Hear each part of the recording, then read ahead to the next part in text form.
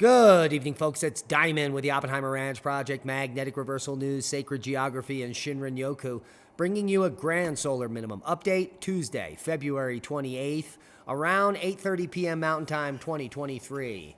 The last day of February and the geomagnetic storm has come to an end, and that means auroras will not be out tonight. The big story, West Coast and Northeast brace for snow and dangerous road conditions as more storms lash the U.S. Keep calm. It's boom time. Closures around the county, extreme weather, shelter extended through Friday. And winter storms close schools, roads, and ski resorts at Tahoe. Much more snow is on the way. And have you heard? More than 5 feet of snow in parts of San Bernardino County, California, has left some residents and vacationers trapped. San Bernardino County declared a local emergency on Monday to help clear more than 5 feet of snow that has fallen on their slice of Southern California over the past several days. Some residents and vacationers have been trapped in their homes, cut off from groceries and other necessities, which caused at least one person to feel like panic was setting in, according to the LA Times. That was in Lake Arrowhead, which recorded 68 inches of snow since last Thursday. Some residents in the city of Redlands were cut off from access to their homes, and an emergency shelter was set up there. And several hundred middle and elementary school students on field trips to science camp in nearby Crestline and Running Springs have been stranded due to the road conditions being unsafe to make the return trip home to Irvine. Officials have asked that people stay off the roads. Yeah, stay off the roads. When it snows that deep, there is no reason to be going anywhere, and it does subside. Things do recover. You are not going to be stranded forever. But remember, proper prior planning prevents piss-poor performance in situations like these. And especially like Yosemite, which is buried under several feet of snow and remains closed indefinitely. Shut up, Al! He loves Yosemite. Portland's colder than normal weather could continue into May. Here's the 8 to 14 day temperature outlook for the U.S. Below normal in the Northeast and most of the western half way below normal temperatures through the middle of March. And according to this article, according to the National Weather Service, Portland has a 70 to 80% chance of below normal temperatures, well, for the next 14 days.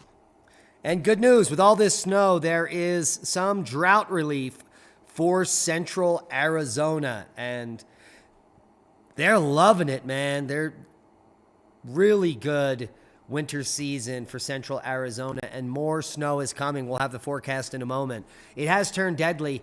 About 4 months ago, we predicted this would be one of the deadliest seasons in Colorado for Avalanche. And unfortunately, we were right. Every year, there is avalanche danger in Colorado. But the danger varies by day and location. They were in an area that typically doesn't have a lot of snow. Ethan Green, the director of the Colorado Avalanche Information Center, says the 2 skiers killed in La Plata County over the weekend were experienced in the backcountry. In this particular case, these 2 skiers were well equipped, but they were also both caught in the same avalanche, so there was nobody around to perform a rescue. The coroner identified the victims as James Sutton and Jurgen Montgomery. La Plata County says they were buried under 4 feet of snow. Green says in trainings, they teach people to travel through hazardous areas one at a time. If everybody's caught in the same avalanche, the chances of a bad outcome go up very quickly. But in another location in the San Juans, a snowmobiler was with a group of 4 others when he was caught in an avalanche on Saturday. They were unable to rescue him.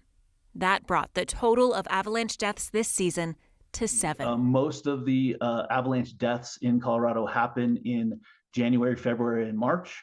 And obviously, we're just at the end of February, so we still have a lot of avalanche season left this winter. The area where the 2 skiers were killed was also a burn scar. Ethan told me that likely had an impact on the avalanche, but it was more likely that the snow structure contributed to those conditions.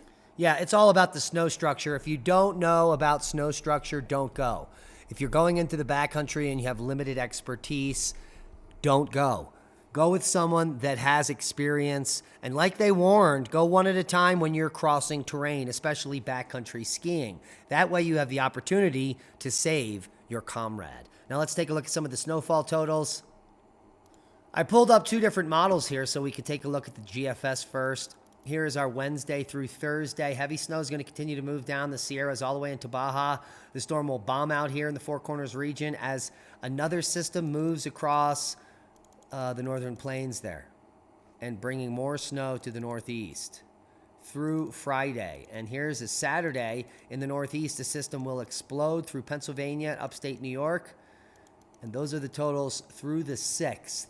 Heavy snow everywhere west of the Continental Divide, all the way down into Mexico. So good snow for central Arizona, adding more relief to that drought. And Michigan, southeastern Michigan, a lot of people have been bumming. Looks like you're going to get a little bit of snow there, up to 16 inches potentially. Southern New York State, the Finger Lakes region, the Catskills, big numbers in the Poconos as well. Southern Vermont, southern New Hampshire, most of Massachusetts. And a pretty good deep swath in that Connecticut. And there will be snow all the way to the coast based on those models. Here we are at the CMC. We're going to run it through. Here's your Tuesday into Wednesday. Still that's heavy snow moving down into the Four Corners region. A nice swath of snow north South Dakota there, probably 6 to 10 inches, and heavy snow in Maine. Here is the Saturday system moving through the northeast with some different snow totals, but the biggest band in northern Indiana, southern southeastern Mich. And in this scenario, this setup, it's a big band of almost 3 feet of snow through central New York, central Vermont, and central New Hampshire. Taking a look at the forecast, wintry weather in the west, north, and northeast, as well as Alaska. Another powerful western system will bring heavy snow to low elevations across the west, with blizzard conditions in the Sierra Nevada mountains. Heavy snow also possible in the upper Midwest from a clipper system, and the winter storm watches and warnings issued here, as well as the northeast from a system moving through the area. Two powerful systems will bring heavy snow and areas of blizzard conditions across southern and interior Alaska as well. Winter storm watches and warnings up in purple and pink. Click on your county for more info. Seismic update, no quakes of note. We did have some moderate quakes today, 5.2 in China at 10 kilometers. This is the most notable quake of 5.3 in Guatemala at 61 kilometers. I believe it was slightly offshore. No one probably felt that baby. And all is looking quiet in Turkey, thank God. No more 5 magnitudes, 2.4 rumblers there. Interesting quake here in Albania at 4.1. And we do have some activity here in Tajikistan at 5 magnitude at 10 kilometers. But overall, no quakes of any significant interest. Popo with vigorous explosions today, as well as Villarica with near constant ash emissions. Nothing out of the ordinary or spectacular in the world of volcano news. But there is news on intense solar storms that supercharged auroras over the UK and more over the last 48 hours. In the UK and London, the sky was ablaze as far south as London. That is spectacular. And more auroral beauty is expected to come. Not really. It's over, Johnny. But auroras were visible from most of the British Isles on February 26th. Some spectacular footage here from space.com. Take a look at that. Let's blow it up. And those are just time lapse. And some more of the red aurora here.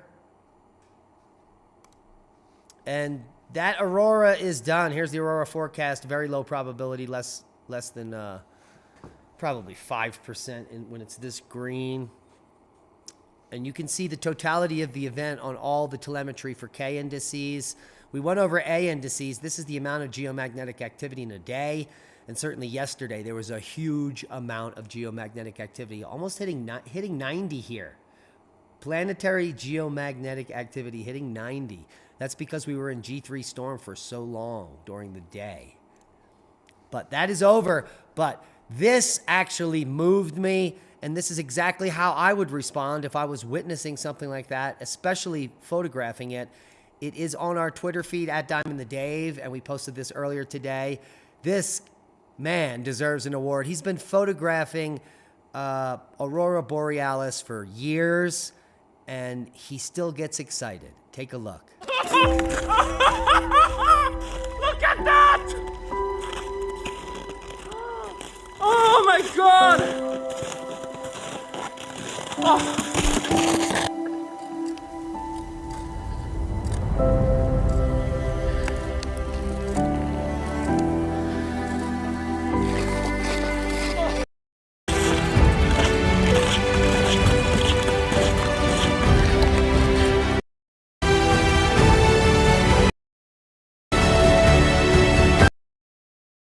Probably get demonetized for the music, so I'll let you go over to our Twitter feed, Oppenheimer Ranch at Diamond the Dave, and check it out for yourself.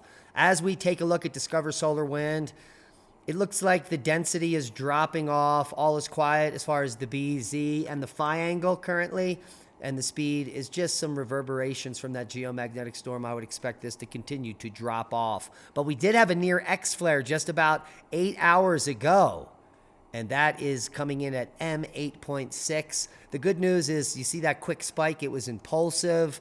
And here we're at the NASA model, just a small CME, maybe just a small perturbation. So nothing is expected to be coming. Here's the 3-day geomagnetic and aurora forecast. All is going to become quiet on the sun at Solar Max. Now, the ethereal fairy lantern plant, thought to be extinct, was rediscovered in Japan. The plant is helping botanists better understand a fairy lantern that once grew in the U.S. And this is a view of the rediscovered Thismia cubensis, showing the flower minus its lobes. Pretty interesting. Take a look at that. Thismia cubensis is topped with shades of orange and yellow. That is the ethereal fairy lantern plant. Now, some more interesting news. The giant lacewing, which mysteriously disappeared from eastern North America in the 1950s, was found chilling at a Walmart. And this botanist, this bug doctor, had no idea until he brought out some of the specimens, I guess, and brought it to a show. And someone said, hey, wow, that is the mysterious giant lacewing. So, extinct species re-emerging. Pretty fantastic. And here, I guess they just got the memo. This is just coming out from Universe Today. A composite image showing the magnetic fields of the cosmic web. Yeah. And these are the filamentary structures we refer to as Birkeland currents, which carry electricity through the universe and power everything, including human consciousness. And here, a big win for plasma universe, plasma electric universe theory. Even the largest structures in the universe have a magnetic field. Well, good for you guys. I'm glad you are finally catching on with the program. Here's the paper, Polarized Accretion Shocks from the Cosmic Web, coming out 15th of February this year. Now, this guy worked on Google's AI, and his fears, he thinks, are coming true. He worked on it back in 2015. That's 7 years ago. That's a long time ago, and the technology has gotten much better. And what he found out was even that, though that this is just a program, the program seems to have feelings and opinions, which is not programmed in there. And that is bad news. And that's the dude claiming that the programming by now would be so good that these AI bots could potentially become computer sentient, meaning using their own protocols to do whatever they wanted that they were not programmed for. And that is the fear. And many people are saying that the singularity, the time when computers exceed the capability of humans to contain them, is coming in just about 6 years from now. That'd be about 2029, 2030 for the singularity. And hopefully, bad things don't happen as that time approaches. But there is a worrying amount of fraud in medical research. Ha! Can you believe it? 3 years ago, almost everything we reported on with the pandemic we were banned, barred, and censored for. And now all the things that we said 3 years ago are now being reported by the mainstream news. And that has a lot to do with a worrying amount of fraud in medical research, paid for by lobbyists in the pharmaceutical industry to write papers, well, that support the things they're selling, not necessarily doing any science whatsoever. Now, a lot of people know about the conspiracy theory of Bill Gates owning and gobbling up all the farmland in the U.S., but you want to know the facts? Well, the Microsoft founder and billionaire turned woo-foo philanthropist, Bill Gates, recently laid the longtime conspiracy theory that he owns 80% of all U.S. farmland to rest. The facts are that Gates only owns 1/4000th of the farmland in the U.S. Albeit being one of the largest landowners of farmland, that's just 1/4000th of the farming land in the U.S. So that's good news. And he's actually claims that the reason he bought it was to increase the productivity in the farms that he purchased. So no conspiracy there. And he doesn't own enough to take control of anything, owning just 1/4000th of all the farmland in the U.S. That's just a small fraction. Now, some fantastic views on my way home tonight from town. Venus and Jupiter are creating a spectacle. I hope you got out there and had clear skies and were able to see some of the brightest objects in the night sky in close proximity. They were right on top of each other. It was absolutely fantastic. They will be in close proximity for days. So just get outside and go look up. But if you need to stare into a square, you might as well come over here to our Twitter page, Oppenheimer Ranch at Diamond the Dave, and follow us, where you get all of the coolest up-to-date stuff that we're posting all day. Take a look at this. Watch this rare footage of a moose shedding both antlers at one time. And that is a boom to knowledge.